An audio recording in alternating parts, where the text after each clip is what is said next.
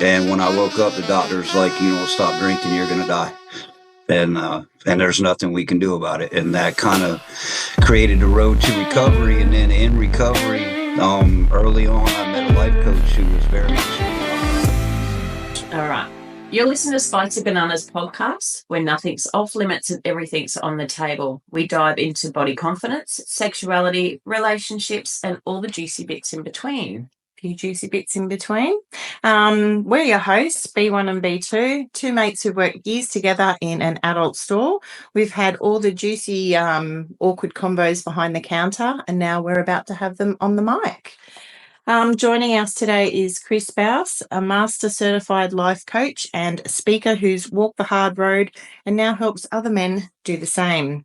Through his platform Awareness to Obtain, Chris empowers men to face their struggles, break the silence, and take real action towards building a fulfilling, purpose-driven life. His story is one of growth, grit, and straight-talking inspiration, and he's here to prove that no man is truly alone.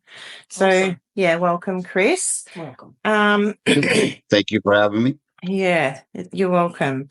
You're a master certified life coach now, but what were some key moments that brought you to this work and made you stand out from the crowd?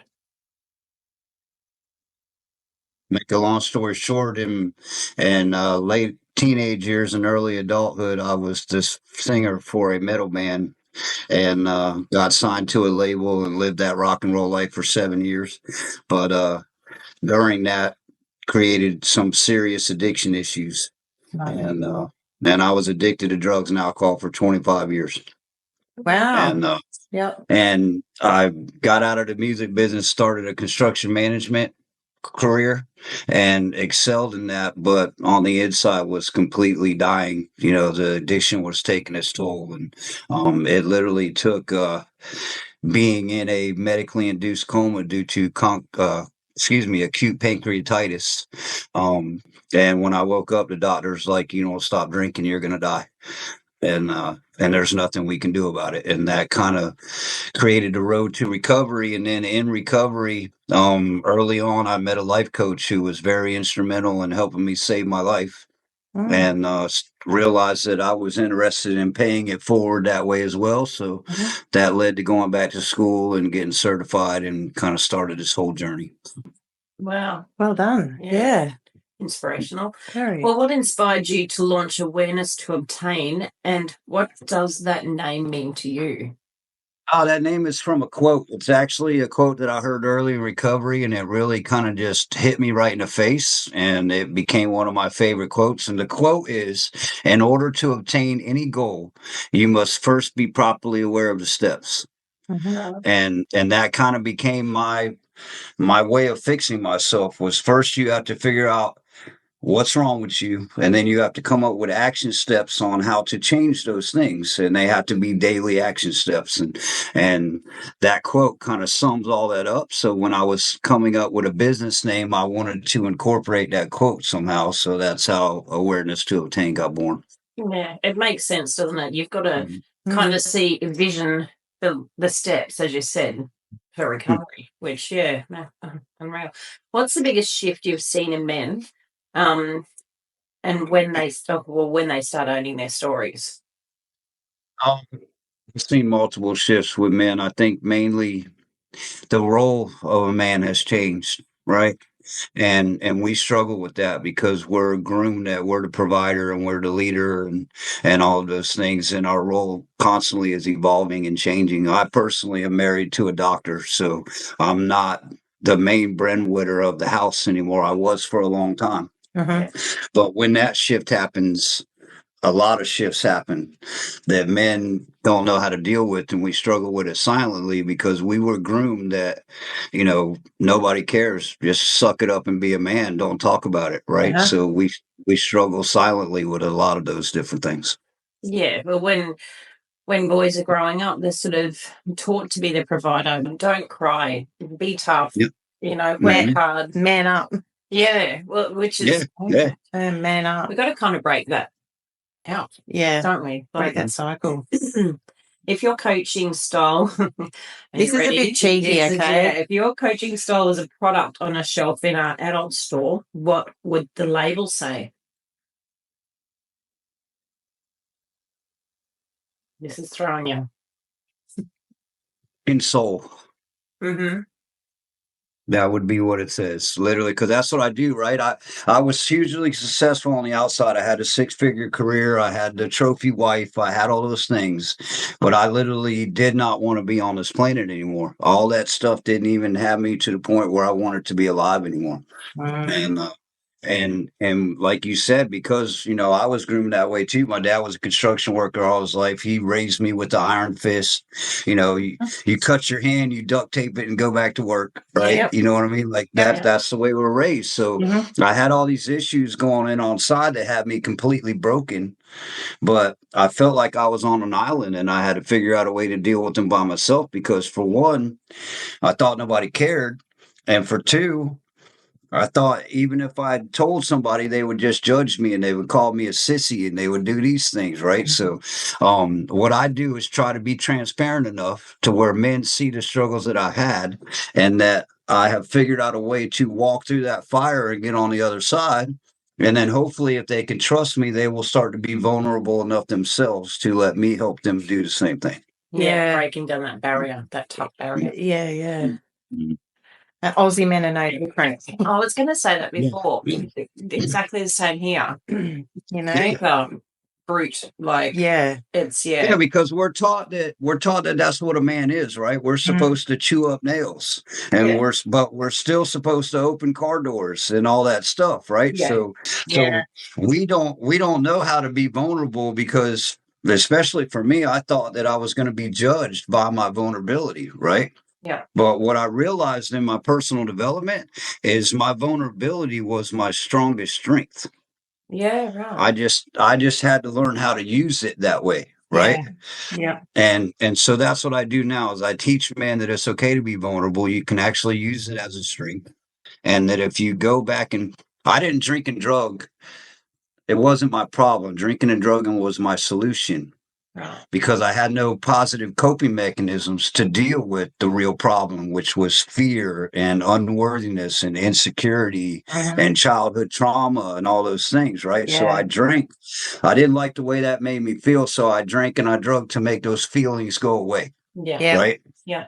And then eventually the drugs and alcohol weren't making them go away anymore. So that's when I started becoming suicidal and all those things. Right? When it no longer works, then you're completely miserable. Yeah. And what I had to realize is that drinking and drugs weren't my problem. They were my solution. So I had to get some help and find some coaching and go all the way back to the beginning and find out what the real root problems were, and then find positive coping mechanisms to deal with those issues. Yeah. And once I did that, it's crazy, right? I used to be this huge people pleaser, and I tried to do all these things to make my wife happy and my kids happy and everybody else happy, thinking that I was going to be happy if I could accomplish that, right? Yeah. Once I finally worked on all the core issues and started loving this guy and being happy myself, everybody else was instantly freaking happy. Yeah. Yep. But I spent 40 years trying to do it the other way. Yeah. But that's the blanket. Alcohol and drugs are just like a nice big warm blanket until that starts thinning out and you go, hang on a minute. Yeah, it's the classic people pleaser, right? I hate myself. So if I can make you like me, then I don't hate myself as much. Yeah. Yeah. But the real cure is to love yourself. Then the aura and your perspective and all those things change, and people gravitate to you because of who you are. Yeah. So That's true. right. So true. So you help men open up, but what was the hardest truth you ever had to admit to yourself? Oof. I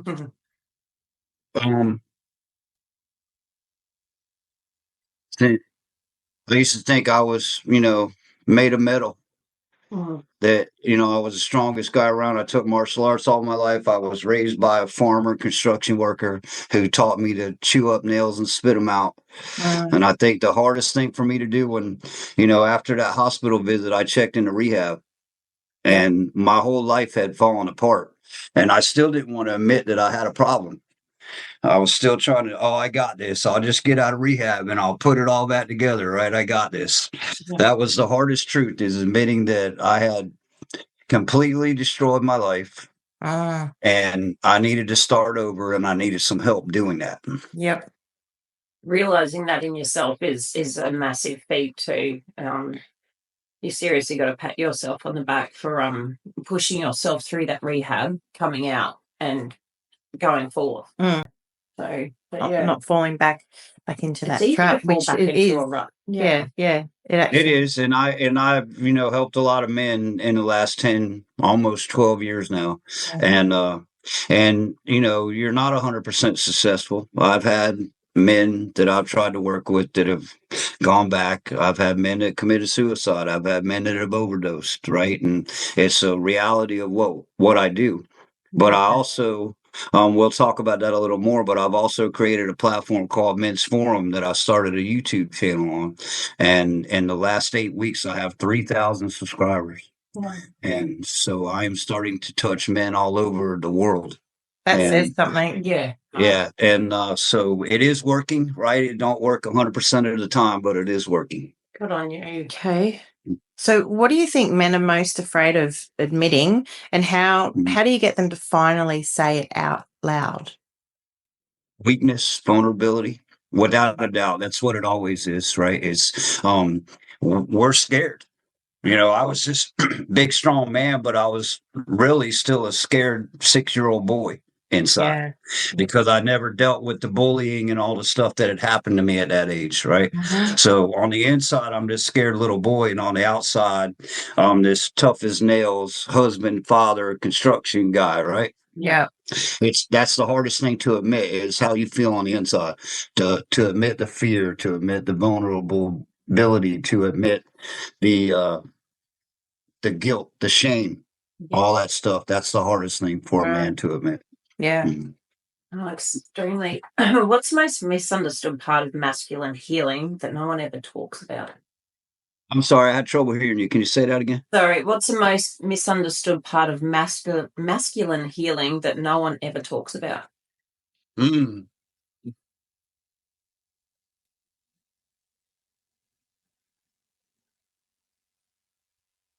think most people, even other men, realize how much of us struggle with that one thing, that fear, right?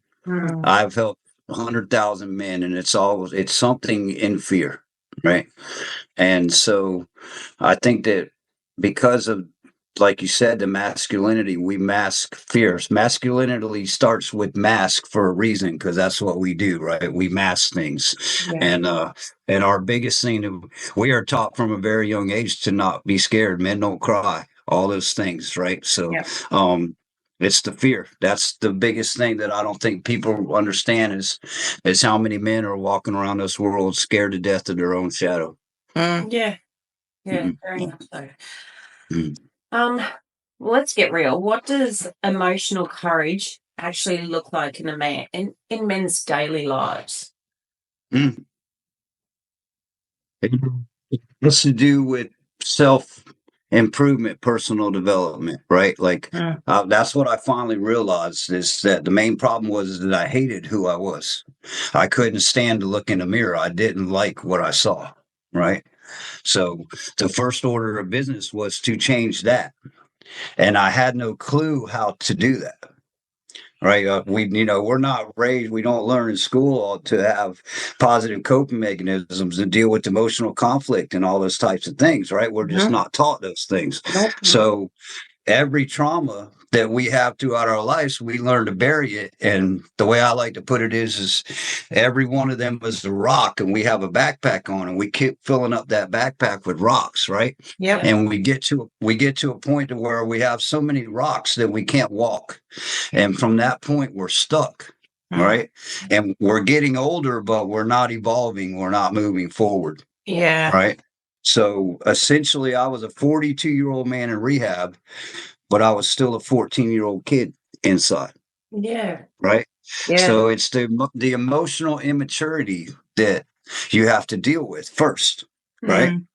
I didn't know how to love. I thought I loved other people, but I didn't know how to love them either because I didn't know how to love myself. Right. So it's that emotional immaturity. Once you get past that, then the courage and the maturity and all those things come in. But you have to figure out, with some help, your own root issues and how far, how deep they are.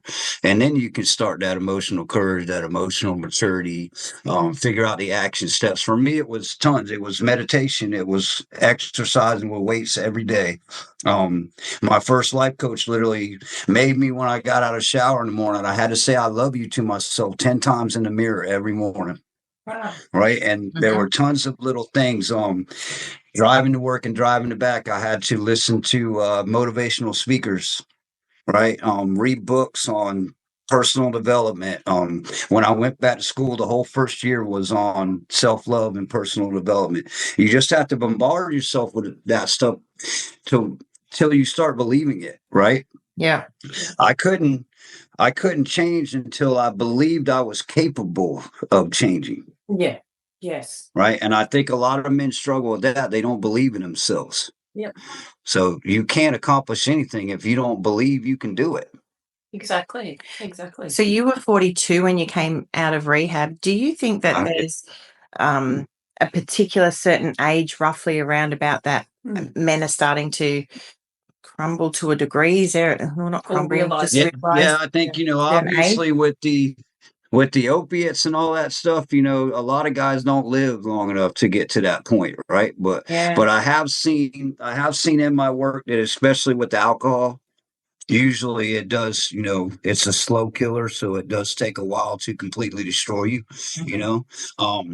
but I think that more than age, in order for you to get it, you have to hit what we call a rock bottom, and that's different for everybody else, right? Like, it's my story is not completely somebody else's story, right? But what it means is you have to get to a point of desperation where you are completely sick of it, to where you will get vulnerable enough to ask for some help.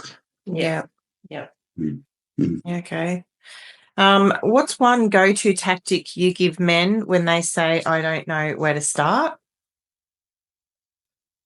Like I said, the first order of business with anybody that I work with is to get them to trust, right? Men don't trust, right? Well, I was married for 20 years and I didn't trust her. Wow, yeah.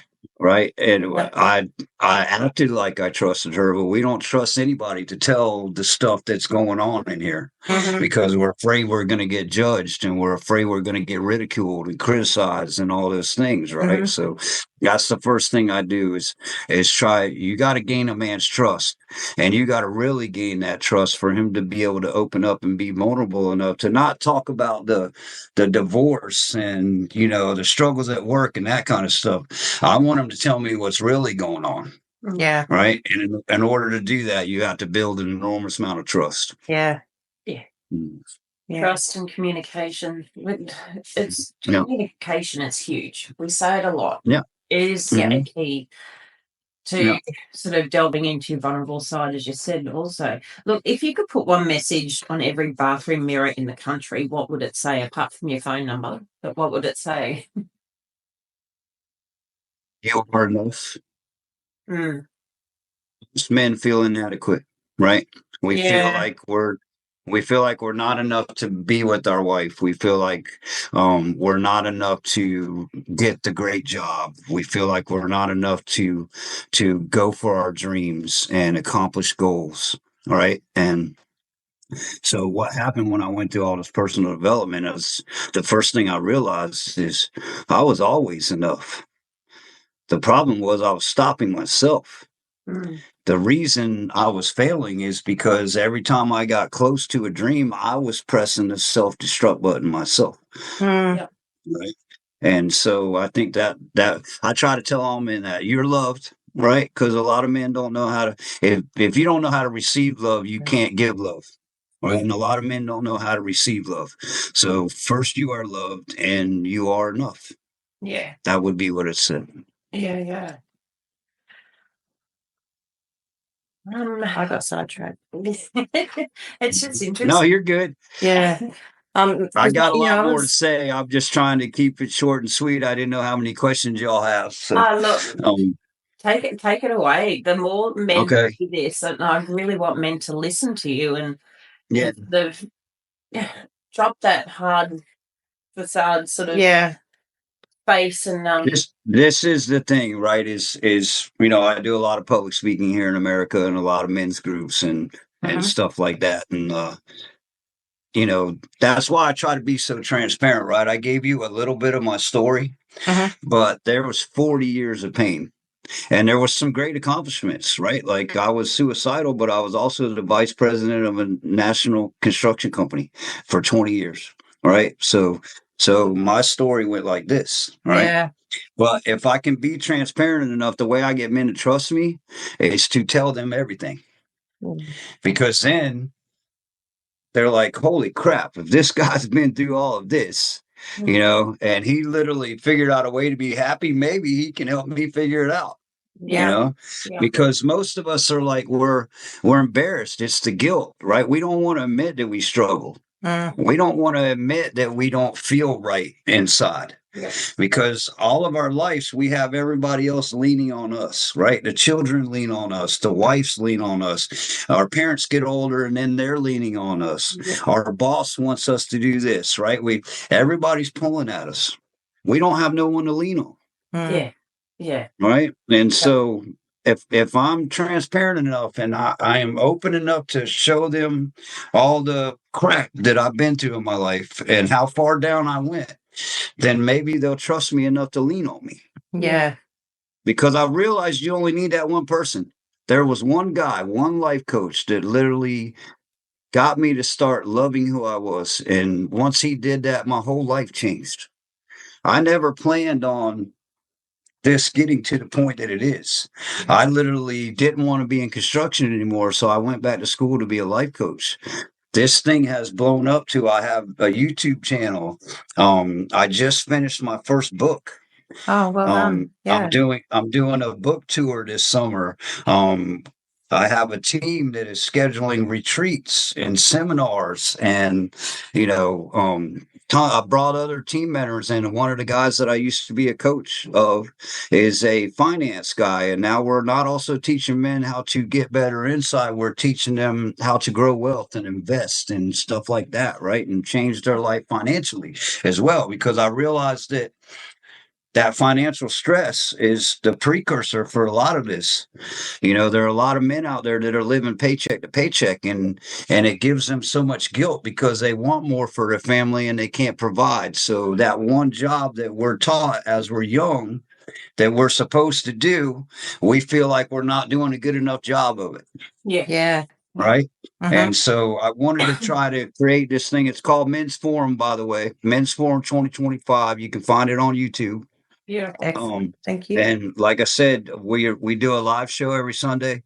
There's tons of videos. There's a registration on there that you can register for, and it's free. And it will provide tons of extra courses and stuff like that are free for you to, get the help that you need. It also provides all my contact information to where you can get a hold of me privately if you feel that you need some one-on-one assistance from me. I created all this because I wanted to not only help men in my circle. I realized that there are millions of men that were just like me or are just like me that are struggling with all these things. And I wanted to try to reach as many of them as I could. Yeah. So I wrote a book. It's called Becoming a Better Man. And it has all this stuff in it, all the way down from my life story to growing financial wealth. It has everything in that book. And it's being published. It will be out in 2 weeks. It'll be on Amazon and Spotify and Audible. There's going to be an audio version of it. So I have just tried to put as much out there as I can so that I can help men, everywhere in your country. I have one-on-one clients that I help in the UK and stuff like that too. I want to be accessible to everyone. So Good on you. And it's a therapeutic for you to be helping them and pulling them through what you pulled yourself through. Mm. Oh yeah, without a doubt. It's the thing that keeps me sober, right? That's the Yeah. big thing that You're busy. it's the biggest part of staying sober is helping another alcoholic, right? But it's Yeah. more than that. Every time I start helping a guy, and it could not even be struggling with alcohol. It could be men can get addicted to money. They can get addicted to a lot of different things, right? So, but when I see that guy and that pain that he's going through, I instantly remember my own pain Yeah. and how much I never want to go back there. Mm. Right. So Yeah. I need that constant reminder of the pain so that I don't ever think, oh, it wasn't that bad. Right. Yeah. And relapse. Because Yeah. we'll do that, oh, it wasn't that bad. Yeah. Maybe I could just have one beer, or Yeah. maybe I can just go cheat on my wife once, or whatever the case is, right? Mm. We're human beings are like that. We like to justify and we like to make it sound like it isn't as severe as it is, right? We all do that. Yeah. Yep. Well, how do you respond to like when someone says it's just how men are? Like the Say stereotype. again, I'm sorry. It's how do you respond when someone says that's just how men are? Oh, yeah. Because it's that stereotype. I love Yeah. that question. That's a great question, by the way, right? It's the reason that we are that way because we're raised that way, right? Yeah. My dad was an alcoholic. Yeah. But he was a good provider. He owned a construction company. We were middle class. We had the nice house. But when we grew up, my mom left him and I asked her why. And she's like, I've hated him for the last 20 years. I just didn't want you kids to be without a father. Okay. Right? Yeah. So that's the way we're brought up, as we're supposed to be that way. Yeah. So that's where that stereotype comes. That's just the way men are. Well, that's what I'm trying to do, is change that, right? We don't have to be that way. Yeah. I didn't have to go through 40 years of my life struggling the way I did to become who I am now. That's it. It's not a necessary lesson, right? It's the lesson that I had to take, but it wasn't necessary. If I would have been taught younger how to cope with emotions, how to come up with positive coping mechanisms, right? And taught how to start a Roth IRA for one of my kids so that when they got 20 years old, they have some money and they didn't struggle, right? If I was taught some of that stuff when I was younger, I wouldn't have had to struggle for 40 years. Yeah. So that's my main goal, is to break down those types of stereotypes, Yeah. Yeah, right. What's a belief you had to break in order to move forward?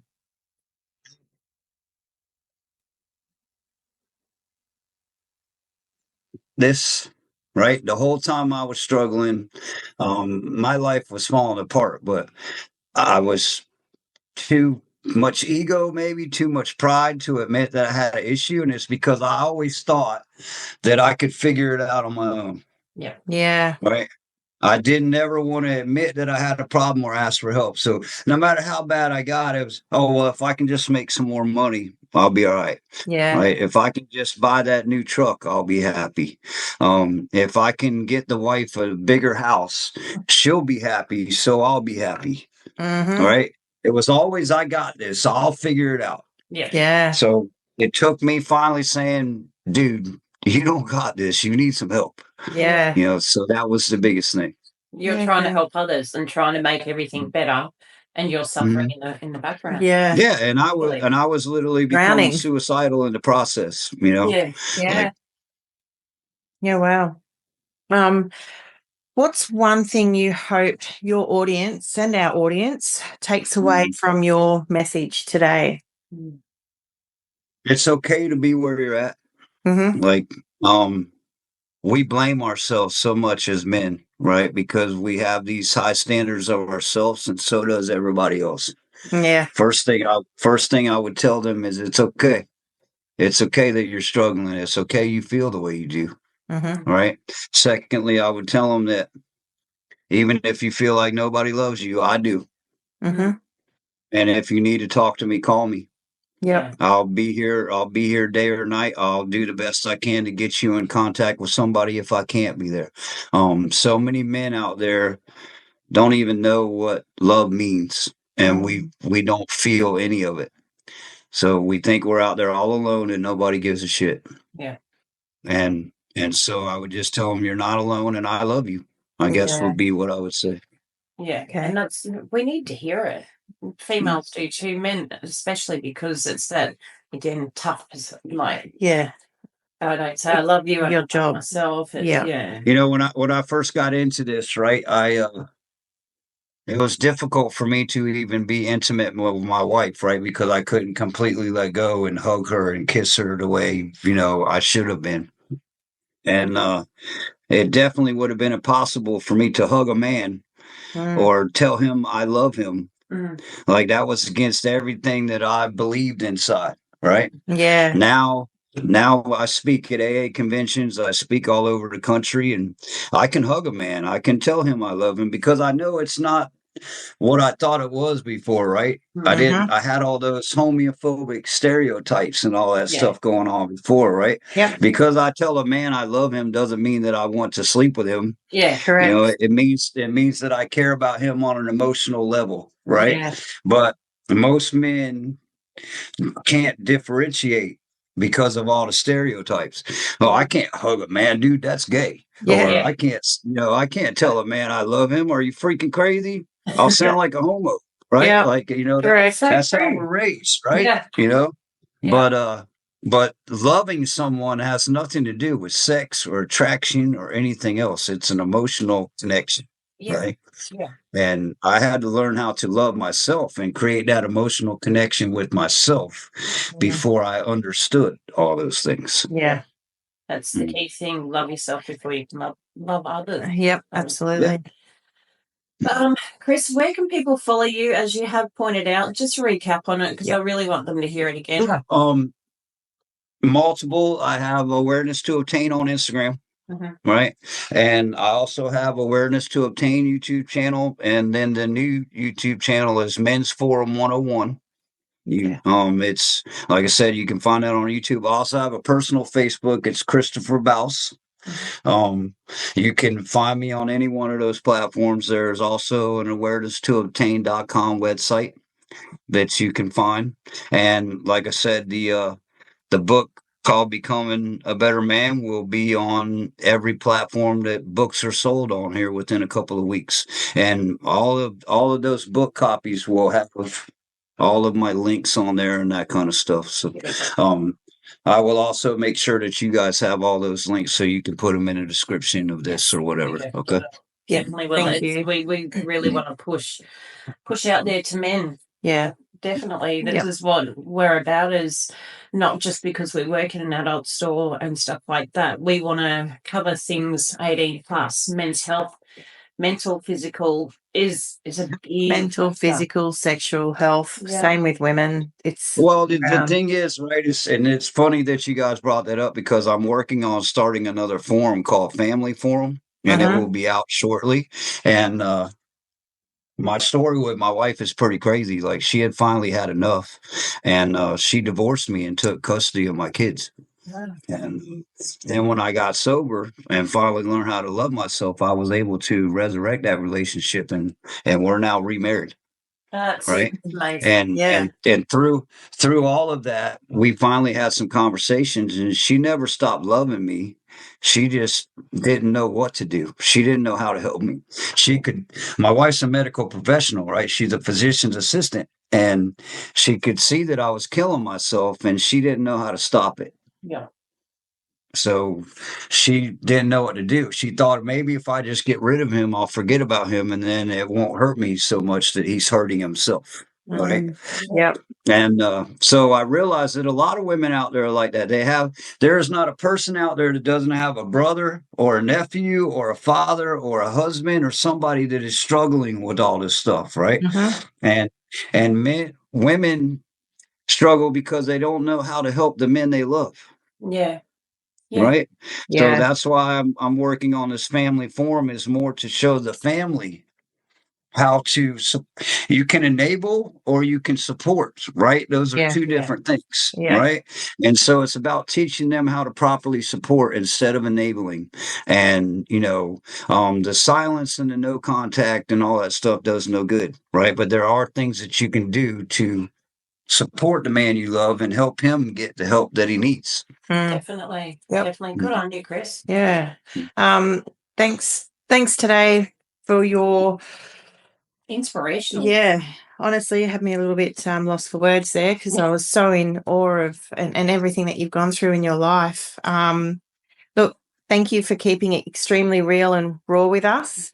Look, our audience, if you've learnt something today, if Chris has inspired you somehow, if you're feeling lost, low, down, please reach out. Come and follow us, hit like, leave us a 5-star. And we'd just like to thank Chris again for coming on the mic with us and being raw. Yes, so thank you again, Chris. I want to thank you guys as well. I do a whole lot of these, but there's not many platforms like yours where I can be completely open about who I am and who I was. So I want to thank you for allowing me. This is how I reach the most people, right? Is show them exactly who I am. So I want to thank you for providing a platform to do that. Okay? Yes. You're welcome. Thank you. Yeah. Thank you also. We wish you all the best, Chris. Yeah. We will be following you. Yeah. All right. Thank you. Thank you again. Don't be strangers, guys. Call okay. me. All right? You too. All right. All right. Bye. Bye. Bye.